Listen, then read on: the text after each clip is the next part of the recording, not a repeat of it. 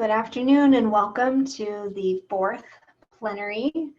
We'll be getting started in just a few minutes, so I'm seeing some attendees start to trickle in. Welcome everyone. Take a moment, go grab a cup of coffee, refill your coffee, get some water if you need to. We'll be getting started in just a few minutes.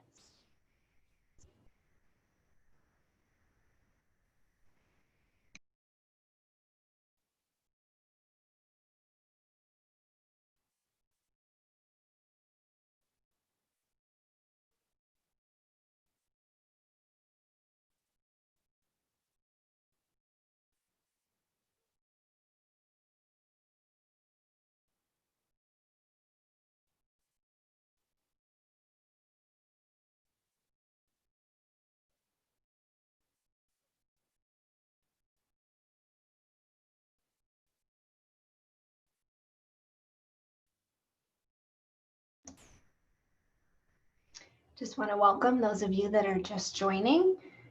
We will be getting started here in a couple of minutes. You've joined the fourth plenary presentation, Legal Epidemiology, Studying the Impact of Law on Health.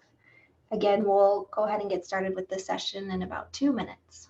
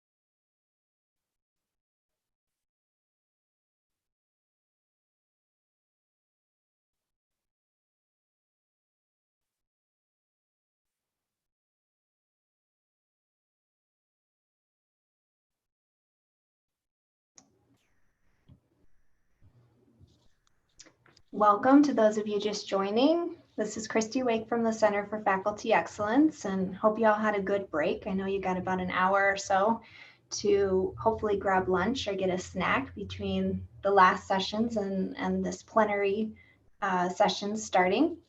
So you've joined the Legal Epidemiology, Studying the Impact of Law on Health plenary discussion.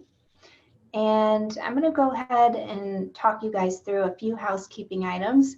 You've probably seen these a number of times now if you've been attending sessions earlier in the day, but just in case. So I want to point out that if you do need to adjust your audio settings, you can click on the audio settings button in the lower left corner and test out your speaker if you need to, if you're not hearing us or you need to adjust your volume. Everyone is muted by default, so we do that just to eliminate any background noise. In the lower center area of your screen, you'll see that you have access to the Q&A. We have enabled that for today's session, and we will be answering any questions that come through the Q&A towards the end of today's presentation.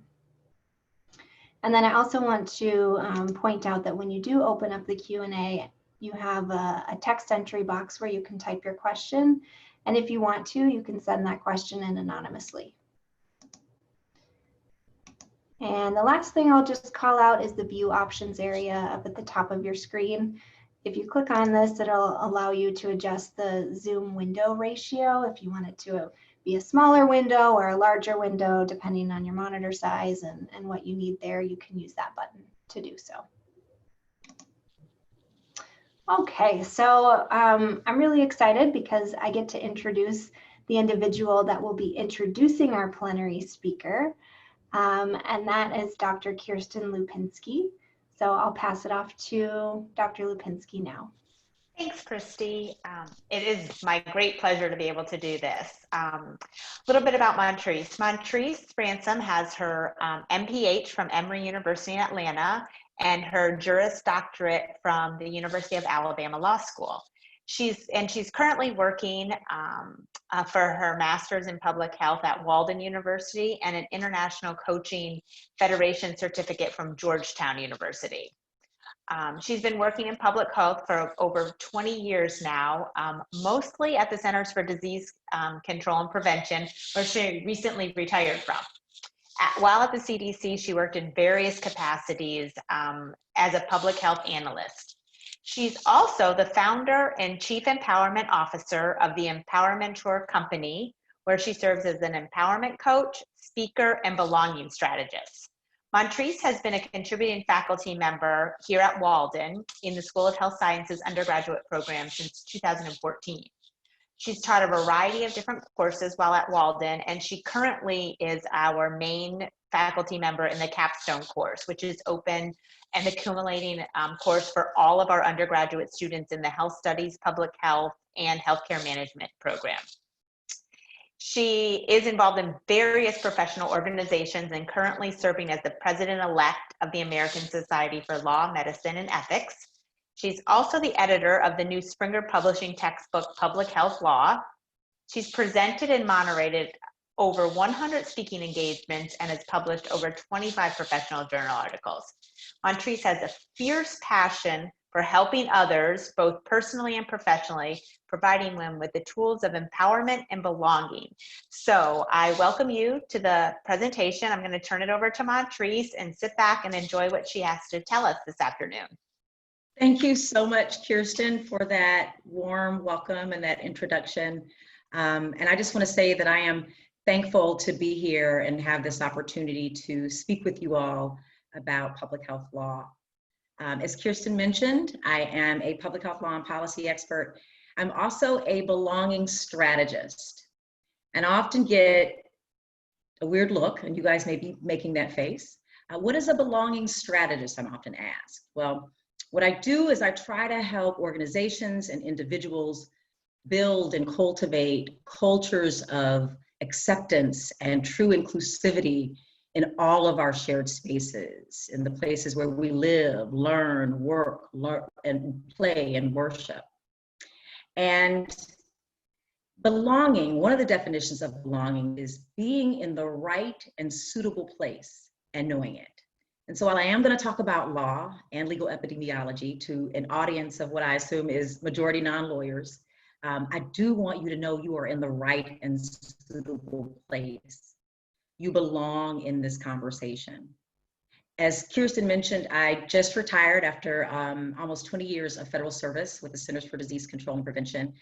The last 10 years I have spent really trying to increase the competency of our public health practitioners, our healthcare practitioners, and their legal counsel to better understand and use law as a public health tool.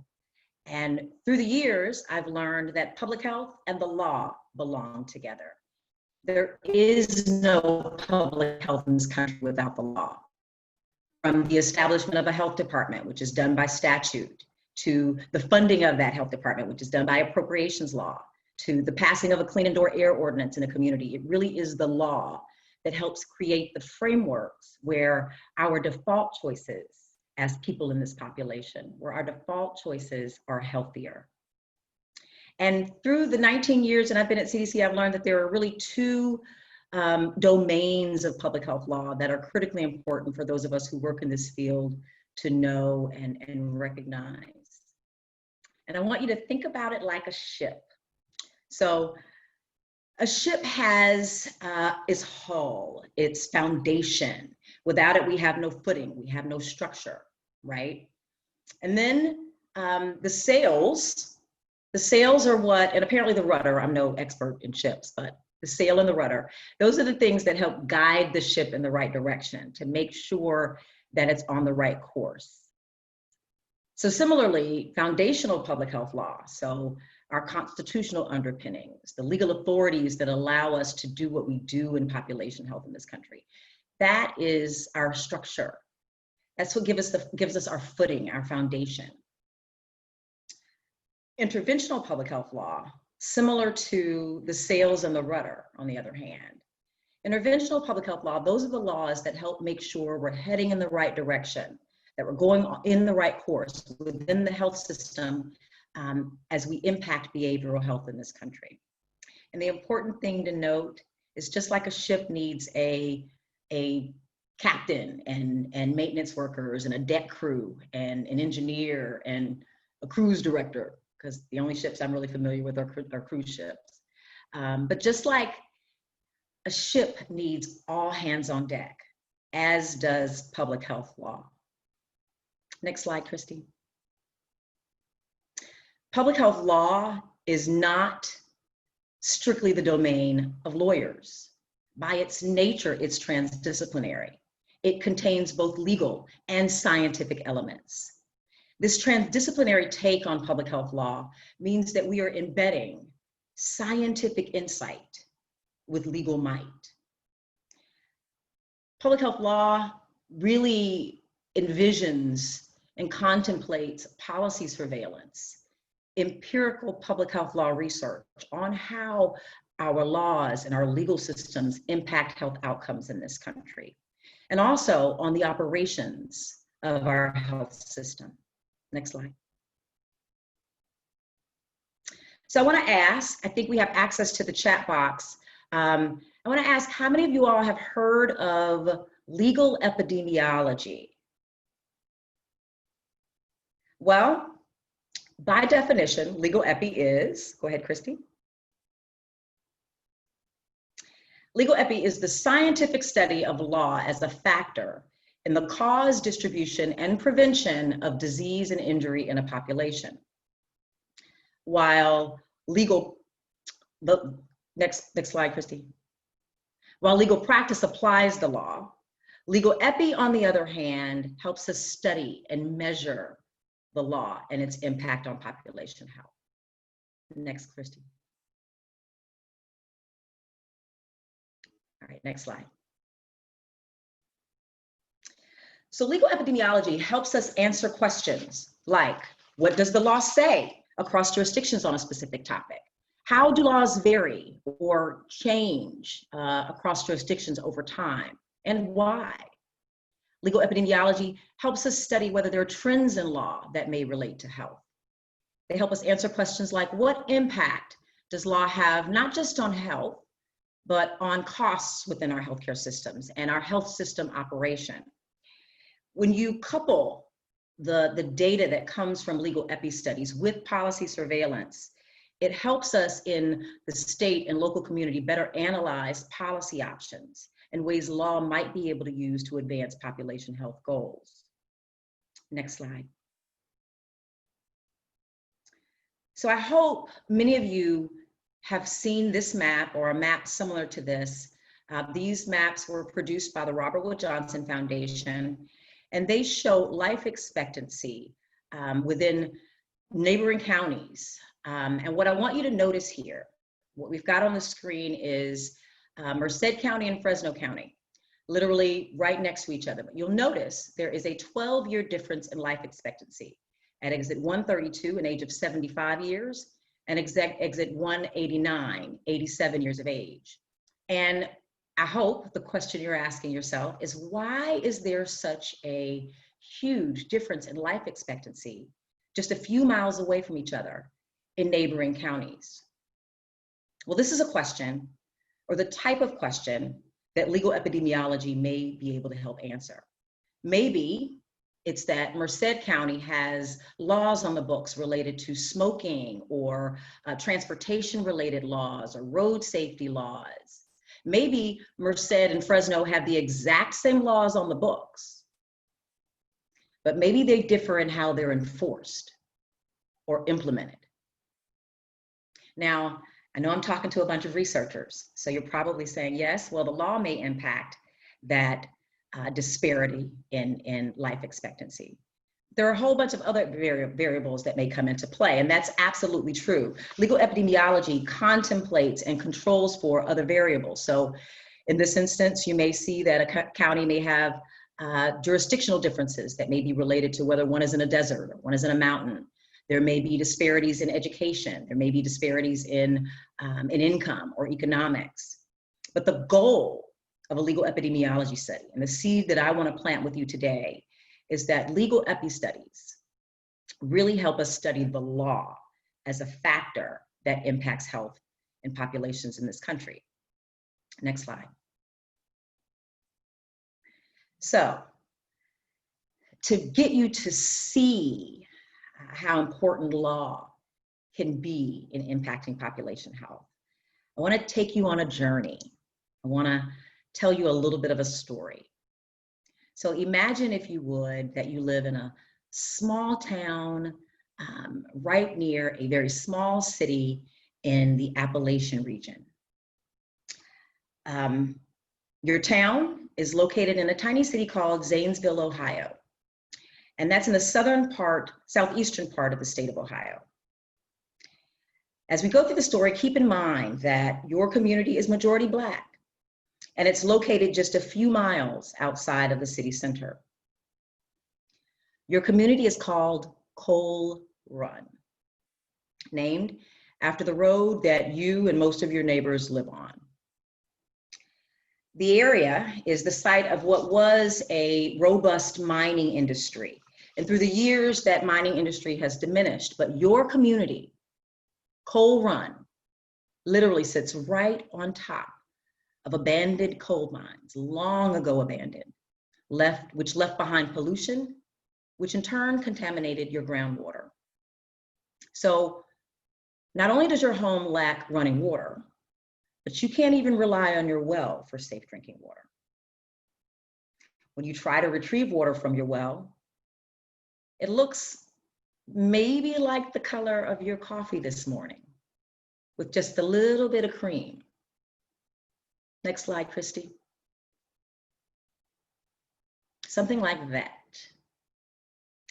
As a result, you and your neighbors have to rely on alternative methods to get water for drinking, for bathing, for cooking, to get by. Next slide, Christy. You collect rainwater and melted snow from your rooftops. You collect that water in buckets and cisterns, and those buckets and cisterns frequently become filled with vermin. You save your dishwater for use after multiple meals. You buy water from the nearby treatment plant, spending up to 10 times more than those in your area who have access to public drinking water. You tell war stories with each other, you and your neighbors. One neighbor tells you how, when he was a child, they would use the same bathwater for 5 out of the 10 children in the household until all 5 of the children had bathed. You tell your neighbor about how you only do laundry on the days that it rains. Next slide. Until 2002, you and your neighbors are still using outhouses. For 50 years, you try to work with your local county commissioner and your health department to get access to drinking water, to public water, safe public water. Next slide, Christy. When you approach your county commissioner, he tells you that you won't get water until President Bush drops spiral bombs and it hits good water. That same commissioner tells you that your great-grandchildren would be lucky to get access to public water. So you contact the health department. Next slide, Christy. And the health department representative tells you to dig a well. But you know you shouldn't have to dig a well.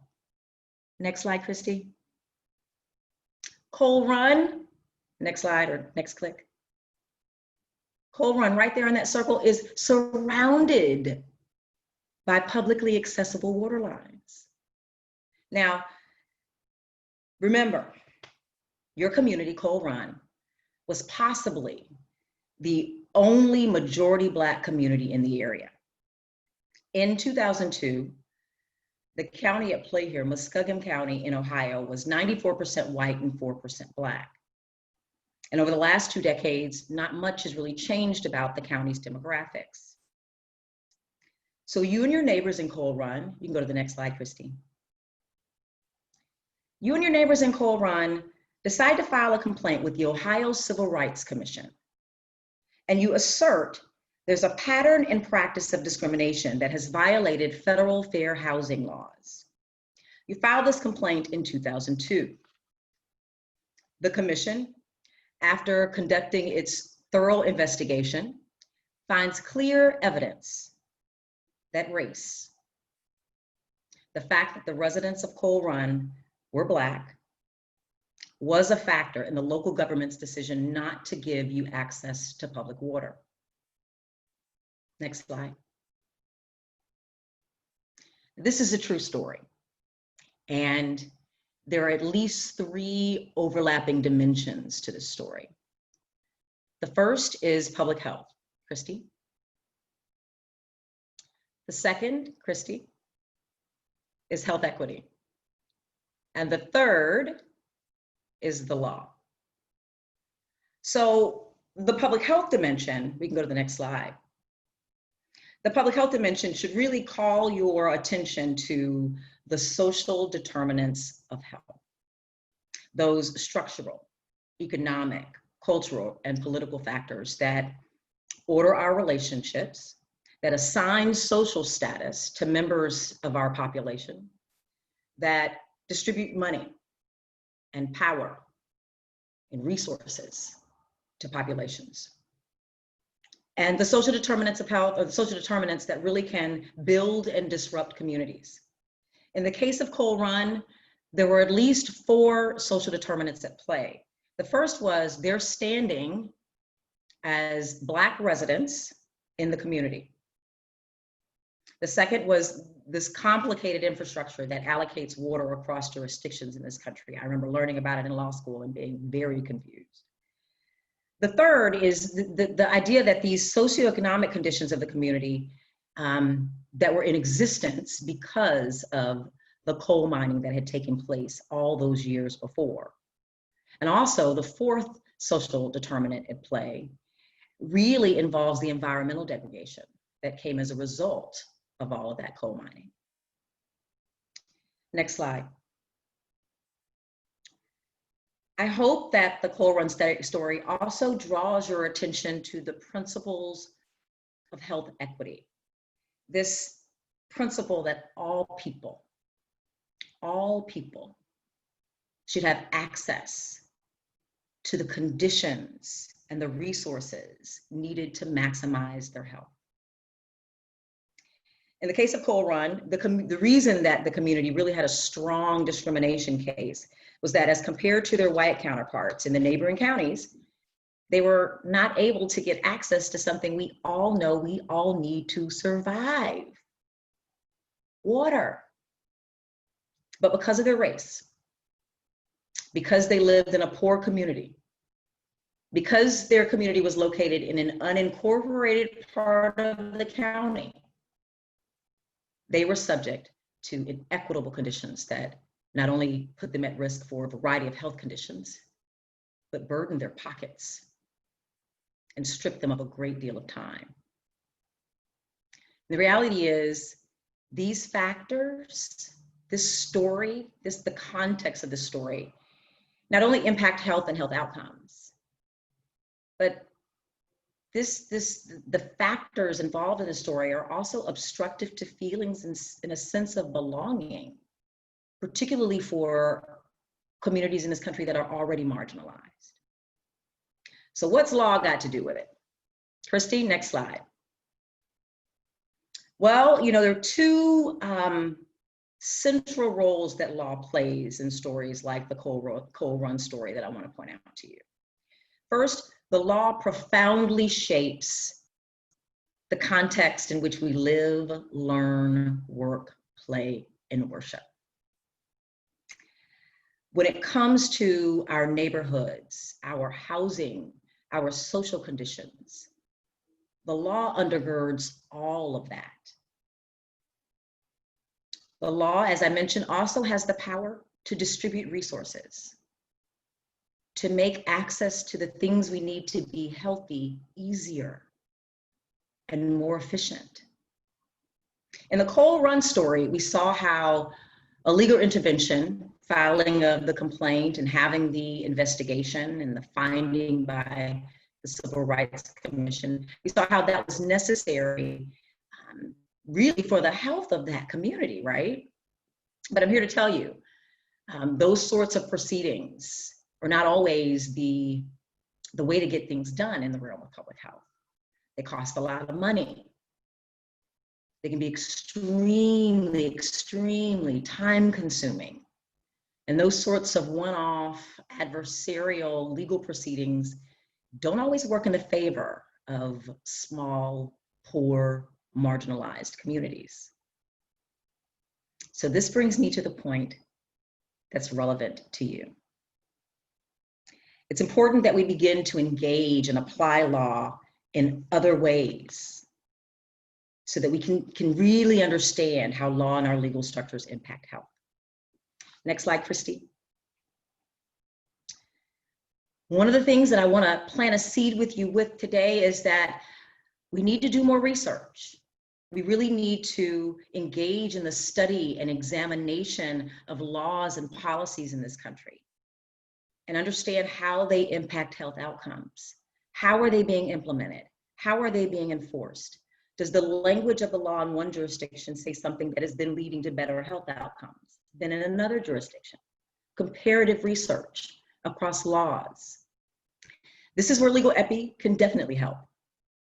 But there are all sorts of methods where you can do this sort of work and incorporate these principles in your research. And so I hope I've planted some seeds to get you to thinking about how you might be able to do that. Another thing we need to be focused on is recognizing that law can expand the universe of public health stories. These stories add clarity and context and color and texture to this relationship between the social, structural, and environmental determinants of health. Law is inherently a story-driven discipline. And legal epi research can be translated into stories about how laws and policies impact health. And then there's policy making and partnerships. Law can help public health practitioners really identify potential partners and strategies to advance population health. I mean, think about it. What if the health department or a healthcare practitioner in the community in Coal Run had recommended that they file a complaint with the commission, the Civil Rights Commission, in 1985 versus in 2002?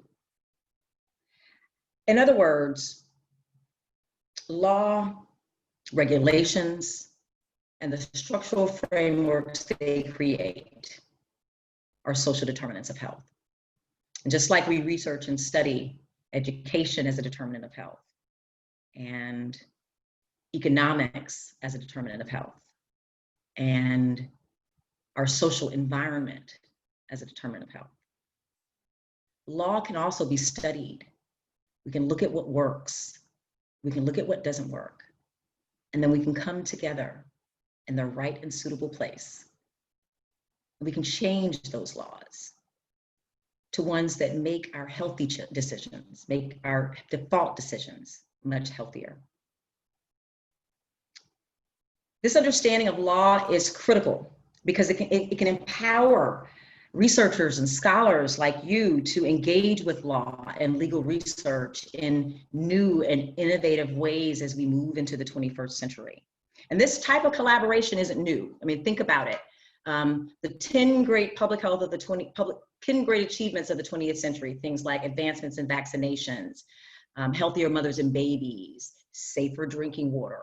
Those were all advances we saw because of the combination of scientific insight with legal might, right? And if we want to see the same advances in the 21st century as we saw in the 20th century, if we want to see advances in the social determinants of health, we must bridge this gap between law and public health and healthcare. To lean into the theme of this conference, this is really where research has an opportunity and a responsibility to lead the way. Because if we want our laws and our policies to be evidence-based, it must start with research. So as researchers, scholars, practitioners, I want to reiterate, you are in the right and suitable place. You belong in this conversation about public health law, and you belong at the table where we're talking about how laws on the books, how they're used, how they're implemented. You belong at the table as we study those laws and as we work to make change. And with that, we can go to the next slide, Christy. For those of you who are interested in continuing this conversation and discussing this issue more, we will be holding a health equity book club with the American Society for Law, Medicine, and Ethics. It's going to be held by Zoom, Christy, at 7 p.m. on November 13th. Go ahead, Christy. And we'll be discussing the book, Just Medicine, A Cure for Racial Inequality in American Healthcare, written by Dana Bowen Matthew. And if you want more information, please feel free to reach out to me at the email address listed there. Next slide, Christy. There's my contact information. I would love to keep in touch. And if you want to hit the advance button, Christy, I am open to take any questions that anyone in the audience may have. Thank you so much. Thank you, Montrese. Super, super interesting stuff, I have to say. And I just want to remind those of you on the line that you can utilize the Q&A button, and we are ready and awaiting any questions or comments, any thoughts that you had during the presentation. And we do have one to get us started, Montrese. If I want to learn more about legal epidemiology or incorporate legal epi principles in my research, where might I start? Great question. I think that there are 3 places across the country right now that are really doing this work and leading the way and teaching others how to use legal epidemiology and how to apply these principles. The first, of course, is the Centers for Disease Control and Prevention's public health law program that I recently left. There's an entire legal epidemiology team that provides legal epi technical assistance and training. You can reach out to them, public health law program at cdc.gov, but also visit their website. I would also suggest that you reach out to or check out Temple University's policy surveillance program. They have a tool there called Law Atlas, where they publicize all of the legal epi studies that they've done across topics. And a lot of that is comparative law research on what the law says across all 50 states in topics like in opioid use disorder or cost variables, things like drug resistant or tamper resistant prescription notepads, what laws say about that, what laws say about prescription drug monitoring programs, again, across jurisdictions. And I know that they're doing some research on COVID-related laws as well.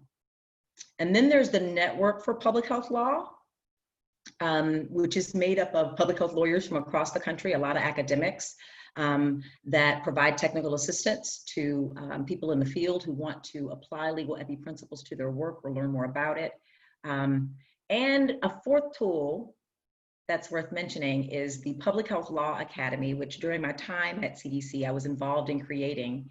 It is the publichealthlawacademy.org.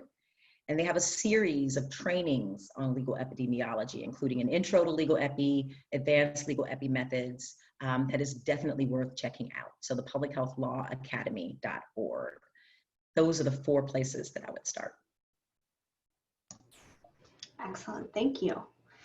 Let's see, we're getting a couple more questions in, and lots of kudos to you as well. Thank you, everyone. So Igandu asked, how can legal epidemiology be insituated in a situation like the current COVID-19 pandemic, especially as the public health information is distorted? Well, you know, one of the things that we did in the public health law program, or I guess I should say they did since I'm no longer there, was do a look across all 50 states to see which states had declared COVID-19 declared an emergency for COVID-19, and at which point along the timeline did that happen and how that may have impacted health outcomes. But even mask-related ordinances and laws can be evaluated using legal epidemiology tools.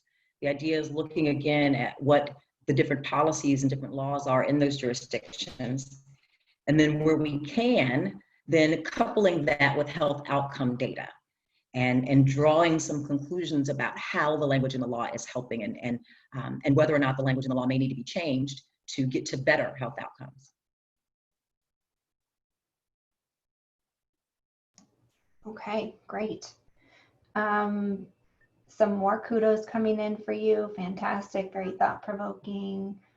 Thanks for sharing the example of the Coal Run community and what can be done in our field to overcome such disparities and how research can be very impactful. We do have a question from Vicki. She says, excellent presentation and outstanding insights. Thank you.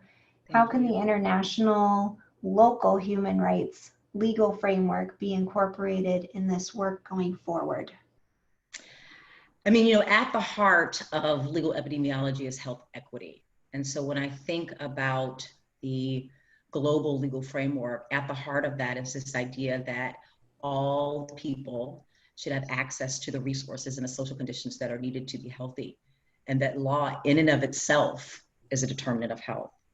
And so I think that while a lot of what I know about legal epidemiology is domestic, and we look across all 50 states, that is really the bread and butter of legal epidemiology, because public health law is being done in this system of federalism we work in. So we see 50 different approaches in the law on any topic. But these same principles can be applied internationally. And I know some work is being done in CDC's Global Health Center on this work, where they're looking at how some of the principles in the global health security agenda can be investigated and examined using legal epidemiology to see the differences across countries. Again, maybe looking at health outcomes where that data is available and drawing some conclusions. It's also worth noting, you know, legal epi is transdisciplinary. And when public health lawyers come to the table and do this work, we are not behaving in a way of providing legal advice and counsel. This is where the law just becomes data. It becomes data in the toolkit, like all other data that researchers bring to the table. So I've kind of digressed a little bit, but I hope that helped answer Vicki's question. Yeah, it did. Thank you.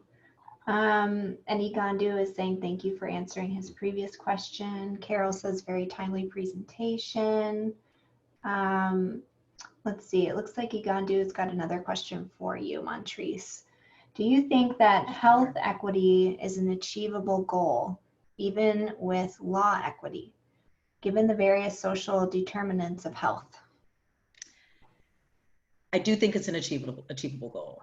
But I think that it is a conversation where it can't just be us that are working in healthcare and in public health are having. What frustrates me sometimes when we talk about health equity is that we're preaching to each other, we're talking to each other, when the reality is we need to be talking to people in transportation. We need to be talking to people who are putting sidewalks in communities. We need to be talking to people who are building our buildings, who are building our housing. We need to be talking to the folks that are in charge of the social determinants of health. And I think by having those broader conversations, by making this idea of health equity, not just the responsibility of those of us who work in healthcare and in public health, we will not get to health equity if we do not do this in a cross-disciplinary, interdisciplinary way. And you know, in my work in belonging, one of the things that I often try to make clear, we cannot build an equitable and just healthcare system in this country when the people who are creating and implementing and studying and evaluating and enforcing the laws and policies are so far removed from the needs and the lived experiences of those people who are bearing the burden of those inequalities. It's going to be impossible to do. So yes, I think we can reach our goals of health equity, But I think one of the things we have to do a better job of talking about is anti-bias, not just in the healthcare encounter, which we see there's scientific studies that show that, but also bias in our research, bias in our clinical trials, bias in how we are coming up with the language that we're putting in our laws and policies on the books. And so, yes, I do think we can reach our health equity goals, but it does take an all hands on deck approach, going back to the ship analogy. Makes sense. Makes sense to me. Thanks for answering that. We've got just a few minutes left and probably time for one more question. And we just got one more question come in as well. So we've got two questions. Maybe we can hit both of them before our time is up. The first is from Yolanda. She says, I enjoyed the entire presentation, very informative. I would like to know, is there a particular place to research more evidence-based articles on legal epidemiology? Yes, there is, the American Society for Law, Medicine, and Ethics has a journal called the Journal of Law, Medicine, and Ethics. And pretty much every publication has some sort of legal epi study in it. But recently there was a supplement with nothing but legal epidemiology related studies. And so hit the Google's Journal of Law, Medicine, and Ethics. And honestly, if you did a Google search for legal epidemiology studies, I think you'd be surprised at what you found. There are a small pocket of us who are doing this work. If you're particularly interested in legal epidemiology and health equity, I would definitely check out the work that's been produced by the Network for Public Health Law. They've also really done a really good job of legal epidemiology research and compiling what we're seeing in differences in the laws around COVID-19. And they offer some recommendations around how law can be better used to address COVID. So honestly, my first step is do that, hit the Googles and look for legal epi and just kind of float around in there and see what you come up with. And then it might even be worth doing legal epi and the topic, the specific topic you're interested in, and seeing what's been done on that. And what's fun about this work is you're getting in on the cutting edge, again, leaning into the theme of this conference. If you don't find anything, that means there's room for you to add to the literature. So true, so true. Okay, one more quick question. Jean Mark says, is funding for this type of research a problem? Yes, yes. I mean, that's the name of the game in public health, right? So, I mean, it's definitely, funding itself is a problem, but I think it's also making it a priority. There are a few organizations across the country that are providing some funding for legal epi and legal epi-like studies. So Robert Wood Johnson Foundation does fund a lot of this. As a matter of fact, they provided funding to the policy surveillance system at Temple to make that an open access portal so that, you know, researchers and academics like us don't have to pay to access it. But when we talk about a local health department doing this work, it is critical that they have some sort of seed money, because the idea that you're taking money away from another public health priority is one that consistently comes up. And so, you know, part of my goal in my new era of being, since I've now left CDC, is to really identify who right now, while it's a hot topic and while we can use legal epi to study health equity and to move that forward, really looking at some of the foundations that are trying to help make sure our policies are more evidence-based and getting them to direct money more toward legal epi studies for two ends. One, to get the data, but two, to build a workforce that knows how to do this work, who can then create a legacy of more people who know how to do this work. Excellent. Thank you so much. And at this point, I think we could go on talking about this, but we do have to wrap up. We are a minute over already. But thank you, Montrese. This was such a great presentation. I really enjoyed it, and I know others did too. So at this point, you can have about 20 minutes before the next paper presentation series starts up. All of this information is recorded and will be making its way into ScholarWorks as well. So you'll have access to review this information again if you would like. And once again, thanks, Montrese, for being a part of this. We really appreciate it. All right. Bye, guys. Have a good rest of your day. Bye, everybody. Thank you.